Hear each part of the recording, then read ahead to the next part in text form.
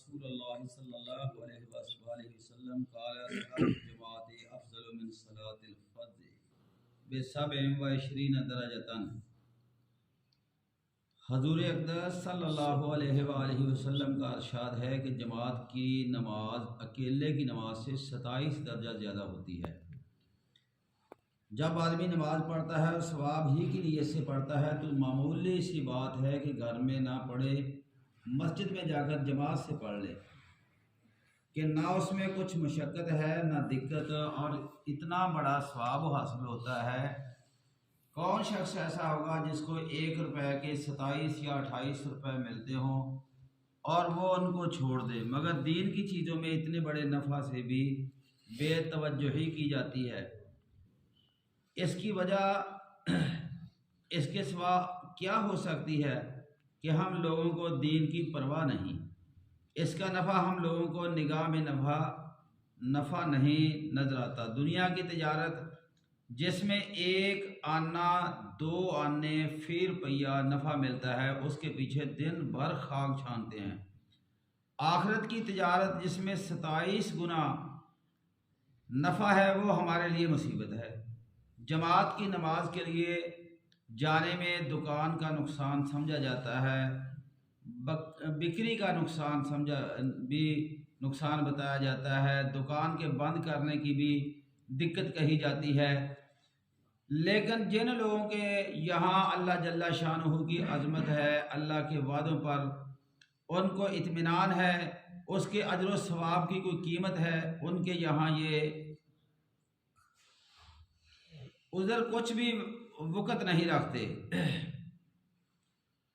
ऐसे ही लोगों की अल्लाह जल्ला शानुहु ने कलाम पाक में तारीफ़ फरमाई है, रिजालुन ला तुल्हीहिम तिजारतुन। तीसरे बाब के शुरू में पूरी आयत मा तर्जुमा मौजूद है और सहाबा किराम रज़ियल्लाहु ताला अन्हुम अजमाइन का जो मामूल अजान के बाद अपनी तिजारत के साथ था, वो हकायात सहाबा के 5वें बाब में मुझसे तौर पर गुजर चुका है। अल्लाह तबारक व तआला ने फरमाया कि मोमिन आदमियों की सिफ़ात, मोमिन बंदों की सिफ़ात ये है कि उनकी तजारत उनको अल्लाह के कामों से नहीं रोकती। तो हमें भी चाहिए कि हम जब अजान हो काम काज छोड़ के हमें भी अल्लाह की तरफ आ जाना चाहिए। इसी तरह हजूर अक़दस सल्लल्लाहु अलैहि वसल्लम का इरशाद है कि आदमी की वो नमाज जो जमात से पढ़ी गई हो, उस नमाज से जो घर में पढ़ी गई हो या बाज़ार में पढ़ ली हो, 25 दर्जा मुज़ाफ़ होती है, दुगना होती है, ज़्यादा होती है। एक हदीस में 25 है, एक में 27 है। और बात यह है कि जब आदमी वज़ू करता है, वज़ू को कमाल दर्जा तक पहुँचा देता है, फिर मस्जिद की तरफ नमाज के इरादा से चलता है, कोई और इरादा उसके साथ शामिल नहीं होता, तो जो कदम भी रखता है उसकी वजह से एक नेकी बढ़ जाती है और एक ख़ता माफ़ हो जाती है।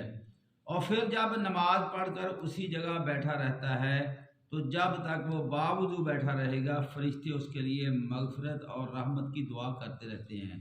और जब तक आदमी नमाज के इंतज़ार में रहता है, वो नमाज का सवाब पाता ही रहता है। मोहतरम, इसमें यह है कि आदमी को नमाज जमात से पढ़नी चाहिए। ये अल्लाह ताला का पक्का ठक्का फ़ैसला है और हुक्म है अल्लाह ताला का।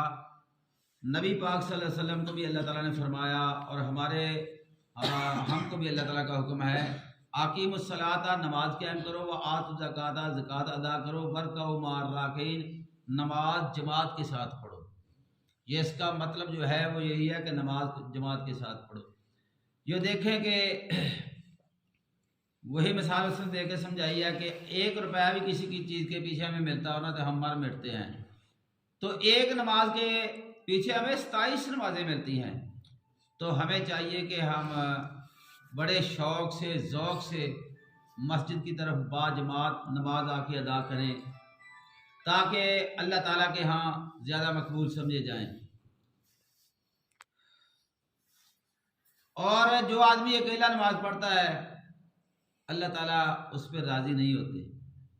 हाँ, किसी वजह से पढ़ नहीं पढ़ जाए तो वो उसको 10 नमाजों का सवाब मिलेगा, और इसी तरह जमात के साथ पढ़ेगा तो 27 नमाजों का सवाब मिलेगा। मिसवाक करके पढ़ेगा तो 70 नमाजों का सवाब मिलेगा, और इसी तरह मस्जिद नबवी में जाके पढ़ेगा 50,000 नमाज का सवाब मिलेगा। बैतुल्ला में जाके पढ़ेगा तो 1,00,000 नमाज का सवाब मिलेगा, और इसी तरह जमात के साथ पढ़ेगा 27 लाख का सवाब मिलेगा। मिसवाक करके पढ़ेगा 70 लाख का सवाब मिलेगा।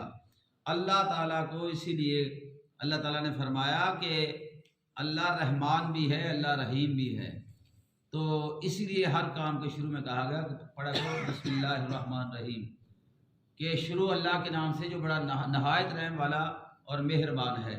तो इससे ज़्यादा और क्या रहम हो सकता है? आदमी नमाज एक पढ़ता है, 70 लाख नमाज का सवाब उसको मिल जाए, इससे बड़ा क्या रहम है? तो हमें जमात के साथ पढ़नी चाहिए। कई आदमियों को शौक़ होता है अकेले पढ़ने का, बाद में आगे पढ़ते हैं, लेकिन याद रखिए कि नबी अलैहिस्सलातु वस्सलाम का फरमान है यदुल्लाहि अलल जमात, जमात पर अल्लाह का हाथ होता है। तो जिस चीज़ पे अल्लाह का हाथ हो वो नुकसान में कभी नहीं जा सकती।